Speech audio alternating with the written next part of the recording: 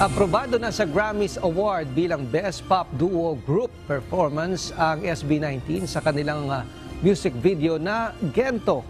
Sila lang naman ang kauna-unahang P-pop group na nakapasok sa World Digital Song Sales Chart. At dahil sa mga natatanggap na parangal ng grupo, ay lubos ang kanilang pasasalamat sa lahat ng kanilang supporters, lalo na sa 18.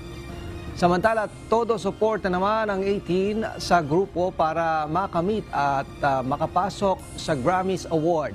Pinatutunayan lamang ng SB19 na ang OPM ay may lugar sa international songs at kayang-kaya na makipagsabayan ng Pinoy sa mga international artists.